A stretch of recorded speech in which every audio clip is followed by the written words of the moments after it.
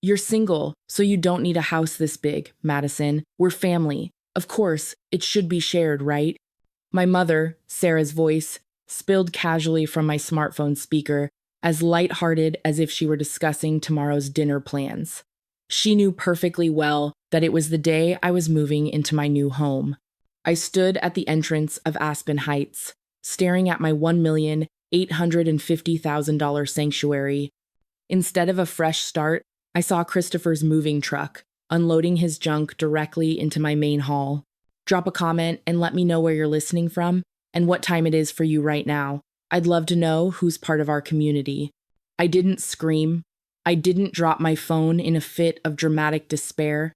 Instead, I stood there with the cold, calculated stillness of an engineer observing a structural failure. I hit the record button. The lens captured every detail. The mud-streaked boots of the movers stomping across my hand-finished walnut floors, and the screech of Christopher's heavy, outdated oak desk being dragged without pads, leaving deep, white gouges in the wood. The air in the house already smelled wrong. It was heavy with the scent of greasy fast food bags and the stale, cheap cologne Christopher sprayed to mask his insecurities. My heels clicked against the wood, a sharp, staccato sound that felt like a countdown. I ignored the mover who yelled at me to get out of the way and marched straight into the living room. Christopher was there, wearing a suit that cost more than his monthly income, gesturing toward the glass walls that offered a panoramic view of the valley. To him, this wasn't my home. It was a prop for his latest business fantasy. He saw my sanctuary, the reward for 6 years of grit and dirt, as nothing more than a vanity office for his CEO headquarters. Outside, in the dirt, sat my meticulously crafted turbine models, the physical evidence of my career tossed aside like scrap metal to make room for his oversized ego. "Madison, you're just in time," he said, a smug, unearned grin spreading across his face. "I was going to make it a surprise. This place is perfect. The investors are going to love the new headquarters. I'll even pay you some maintenance fees once the business takes off." I was speechless. The $1 million dream I had earned by working without sleep, being yelled at on construction sites, and clawing my way up was, to them, just a convenient wallet. They didn't see me as a person at all. Watching a battered refrigerator come dangerously close to scraping my custom cabinets, I finally broke my silence. I asked them how they even got in. Ashley, my sister, pulled a single key from her pocket, waving it in front of my eyes with unmistakable contempt. She told me she got it from Mom, claiming I was too busy to prepare for the move myself. It felt like I'd been struck with a blunt object. That was the key I had reluctantly handed to my mother after she begged to help me clean. I never imagined she would hand it straight to them, to occupy my house on the very day I was supposed to move in. I didn't cry. I didn't ask why. I just made sure the camera caught the serial number on the truck. Evidence was the only currency that mattered now. I pulled out my phone again and dialed the direct line of Peter Morgan, my attorney. "Peter," I said, my voice as level as a horizon line, "the structural violation has been identified. It's an uninvited invasion. Proceed with the immediate eviction order. No leniency." Christopher laughed, telling me not to be dramatic because we were family. He didn't realize that while he was planning room layouts, I was already finalizing the math for his total removal. This wasn't a family dispute anymore. It was an audit. And he was about to find out exactly how much he was overdrawn. The smell of fresh paint in the hallway was being choked out by the heavy, sweet scent of my mother Sarah's perfume, the kind that always announced her arrival before her excuses did. She walked into the room, her heels clicking with a confidence she hadn't earned, and reached out to hand a second spare key to my sister, Ashley. It was as if she were a queen, distributing land to her favorite subjects, completely ignoring that the ground she stood on belonged to me. She didn't look at me as a daughter. She looked at me as a problem to be managed. "Madison, be sensible," she said, her voice smooth and practiced, the same tone she used whenever she was about to ask for a withdrawal from my soul. "We gave you everything. We raised you and paid for your education. You owe us this. It's only right that the family benefits from your success." I watched her, and for the first time, I saw the scaffolding of lies she had built over the years. This was the trap of cruel normalization. In our house, my role had been pre-decided before I even knew how to speak. I was the scapegoat, the one destined to be the silent investor in their version of family. They had spent decades convincing me that my achievements weren't mine, but rather common property to be harvested whenever they were in a deficit. To them, my boundary wasn't a right, it was a betrayal. They had normalized a dynamic where my only value was my utility. I wasn't a person with a future. I was a resource with an expiration date. "You paid for 1 semester of college, Mom," I said, my voice cutting through her gaslighting like a scalpel. 1 single semester. That was $12,350. I have the receipt, and I have the memory of the 3 jobs I worked to pay for the rest. I stepped closer, my eyes never leaving hers, noting the way she flinched when the facts hit the air. "For the last 6 years, I have been the one footing the bill for your life. I paid your property taxes when you were on the edge of foreclosure. I've wired you over $150,000 in small, untraceable amounts because you told me you were struggling with cash flow." The room went silent, but I wasn't finished with the audit. I didn't realize my compassion was a luxury you were overdrawing to fund Christopher's failures. Every cent I sent to help you ended up in a cryptocurrency mining scam or a failed restaurant venture that didn't last 90 days. You didn't raise a daughter, you raised a hedge fund that you've been looting for years. And today, the account is closed. Ashley tried to pipe up, calling me ungrateful, but the word had lost its sting. To them, gratitude meant total submission to their exploitation. But I had moved past the need for their validation. I was done being the safety net for people who were too lazy to build their own foundation. This wasn't a family reunion. It was a liquidation. Christopher didn't even wait for a response before he started welcoming his first guests. He had ordered premium catering from a service in town, naturally charging the bill to a corporate account he claimed was linked to this prestigious address. I watched as 3 men in bespoke suits entered my living room, marveling at the panoramic mountain view that I had paid for with 6 years of isolation and bone-deep fatigue. Christopher greeted them like he was the lord of the manor, his voice booming with the unearned confidence of a man who has never had to face the reality of his own bank balance. "Welcome to the new heartbeat of AI consulting," he announced, gesturing broadly toward my custom Italian quartz kitchen island, as if he had picked it out himself.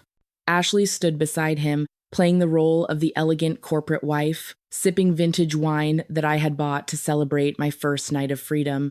She spotted me standing by the entryway and smirked, her eyes scanning my mud-dusted work boots with open disdain. "Madison, don't just stand there like a statue," she called out, her voice high and clear enough for the potential investors to hear. "The guests are parched. Go into the kitchen and make some coffee, will you? And check if the caterers need more napkins from the pantry." I didn't move. I didn't feel the sting of her insult because I was too busy observing the sheer fragility of their performance. I looked at Christopher, who was splaying his legs out on my $4,000 designer leather armchair, acting as if the chair itself granted him the authority he lacked in his soul. This was the illusion of power that comes with an empty wallet. I realized then that people like Christopher and Ashley don't distinguish between having and being. Because he had nothing of value within himself, he had to rent an identity using the physical markers of my success. The expensive watch, the sleek mansion, the panoramic view, they weren't just props to him, they were his entire personality. Without this house as a backdrop, he was just a middle-aged man with a series of bankruptcies and a growing pile of legal notices. He was a hollow shell, and he was terrified that if the lights in this smart home went out, everyone would see the void inside him. He needed my assets to perform the character of a successful CEO because he couldn't survive the crushing weight of being a failure. "I asked you to get coffee, Madison," Ashley repeated, her tone sharpening as she noticed the investors looking at us. Try to be useful for once. If this investment deal goes through, it helps the whole family, including you." I checked the time on my smartphone. Exactly 9 minutes until the appointment I had finalized with the sheriff and Peter Morgan. I didn't answer her, and I certainly didn't get the coffee. I simply leaned against the wall and opened the live feed of the security cameras I had remotely activated that morning. On the screen, I watched the red and blue lights of 2 squad cars begin their slow, methodical ascent up the mountain road. Christopher was still laughing, clinking glasses with a man who had no idea he was standing in the middle of a trespassing report. My anger wasn't loud anymore, it was clinical. I was simply waiting for the gears of the law to finish their final rotation. The wail of the sirens didn't just echo through the valley, it sliced through the thin, expensive air of Aspen Heights like a jagged blade. I watched the color drain from Christopher's face as the red and blue lights began to pulse against the glass walls of my living room, turning his CEO suite into a crime scene.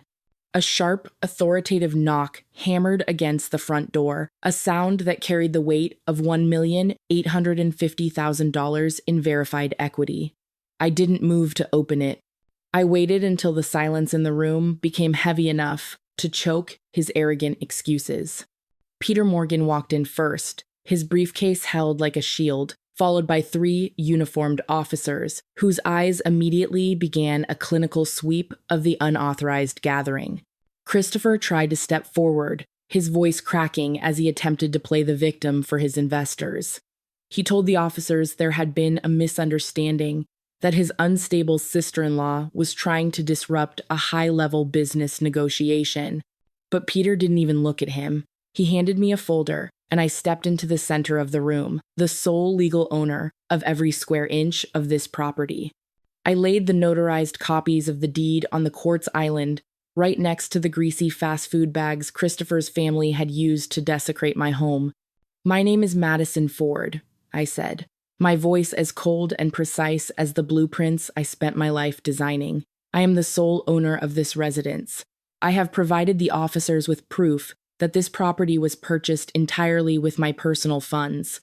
These individuals were explicitly denied entry, yet they used a misappropriated key to trespass. I am formally requesting a police-enforced removal of every person and every piece of property not belonging to me."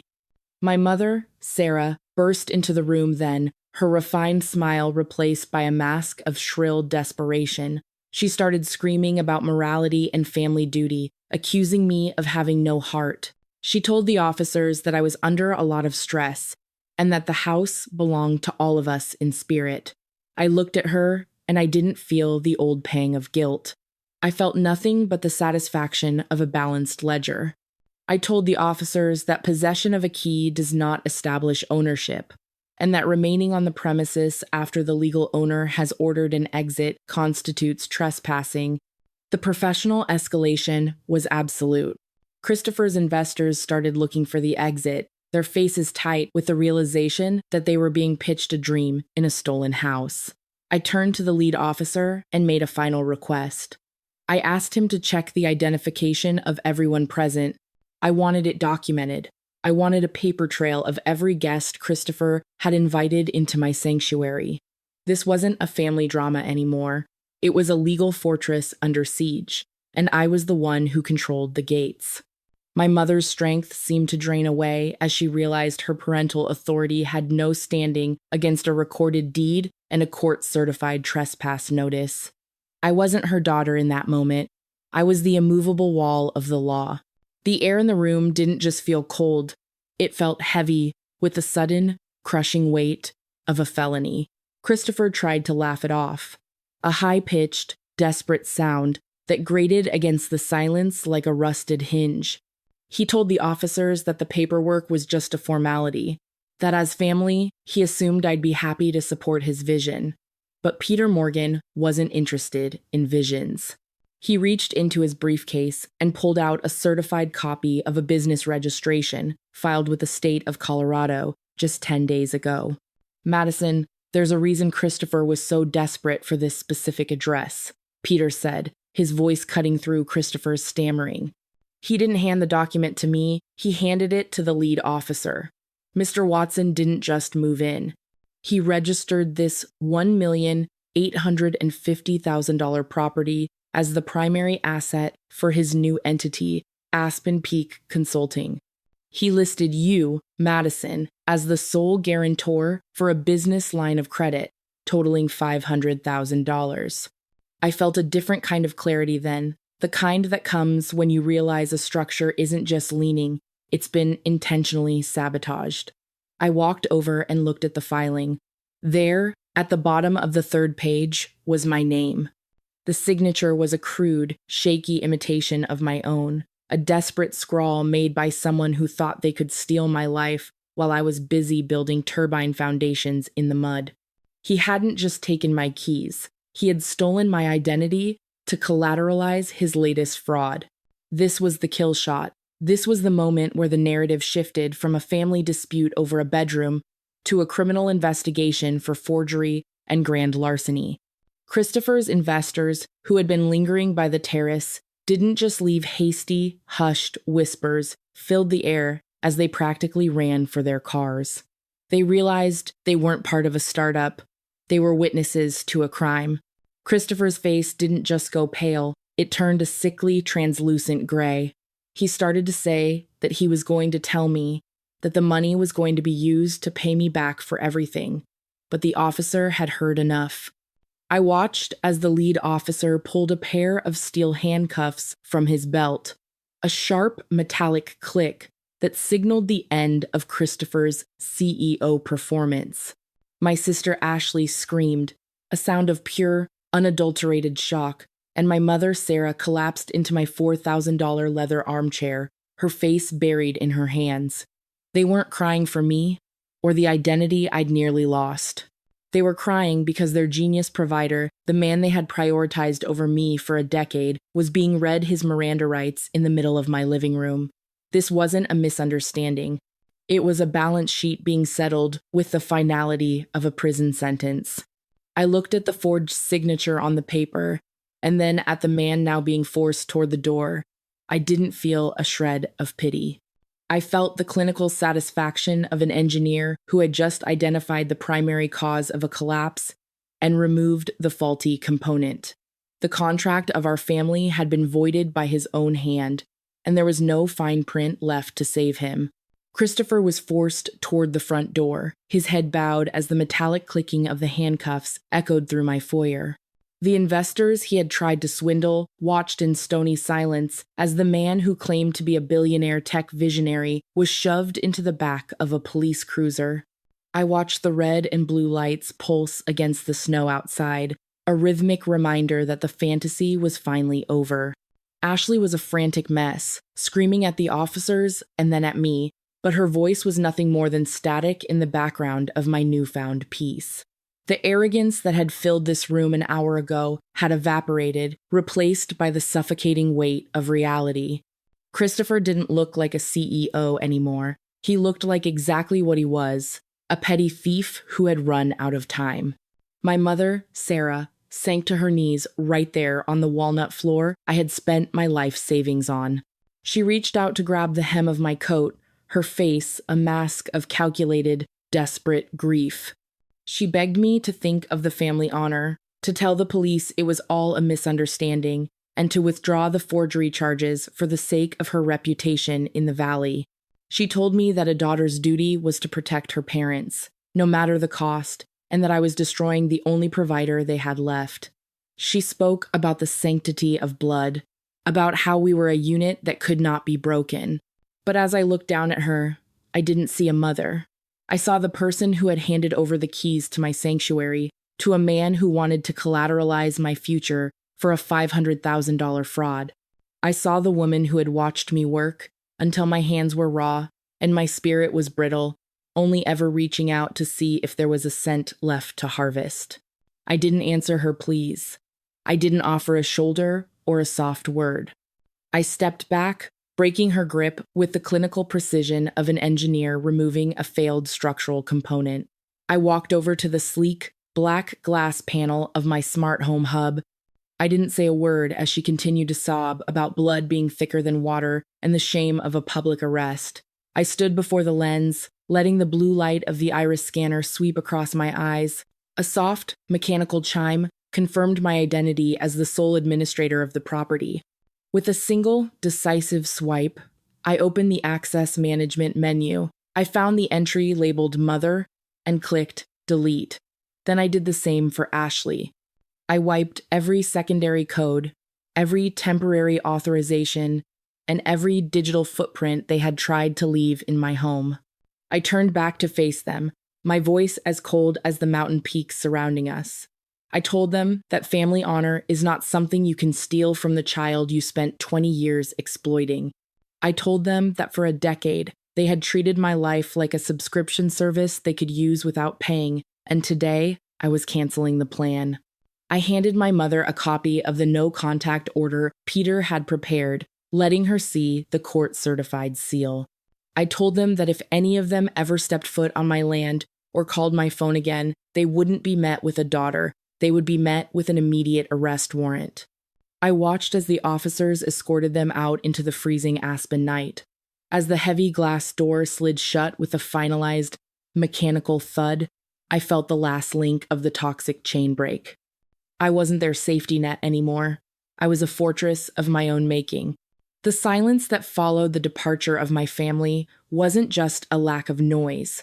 It was the first real dividend of my $1,850,000 investment. For the first time in 6 years, the air in my home didn't feel like it was being inhaled by someone else. I walked through the living room, past the deep white gouges Christopher's furniture had left in my walnut floors, and sat on the edge of my Italian quartz island. I watched the moonlight crawl across the valley, illuminating the glass fortress exactly as I had seen it in my dreams, while I was working in the mud of those turbine fields. Word travels fast in a town like Aspen Heights. Christopher's fantasy of a tech empire didn't just fail. It became a cautionary tale for every investor in the region. He is currently facing 5 years in a federal facility for the $500,000 line of credit he tried to scrawl my name on. My mother, Sarah, and my sister, Ashley, are learning a different kind of math now. Without my monthly contributions or Christopher's borrowed luxuries, they've been forced to downsize to a 2-bedroom rental on the outskirts of the city, far from the social circles they spent decades trying to impress. They reached out to the relatives, trying to paint me as the villain who sold out her own blood, but the court-certified evidence of forgery shut those conversations down before they could even start. I spent 32 years believing that blood was a binding contract, a mortgage on my soul that I could never fully pay off. This journey taught me the philosophy of letting go of bloodlines to find myself. I realized that I'd been the silent investor in their version of family for too long. Family isn't a biological obligation to endure exploitation. It's a reciprocal agreement built on respect and integrity.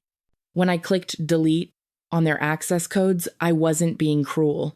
I was finally performing an act of self-preservation that was decades overdue. I realized that the greatest revenge isn't the destruction of your enemies, but becoming so successful and so at peace that their existence becomes an irrelevant footnote in your story. I stood up and walked to my office, picking up the latest set of turbine blueprints for a new renewable energy project in the Pacific Northwest. The lines were clean, the structure was sound, and for the first time, I knew the foundation beneath my feet would never shake again. That night, I slept through until morning in my quiet fortress, listening to nothing but the wind against the glass. There were no more uninvited guests, no more parasites, and no more debts to people who never chose to see my worth. Madison chose freedom by building a legal fortress of her own. Have you ever had to fight to protect the fruits of your labor from the very people who were supposed to support you? Drop a comment and share your story below. If you found strength in Madison's journey, make sure to hit the like button, share this video with someone who needs to hear it, and subscribe for more stories about reclaiming justice and finding peace.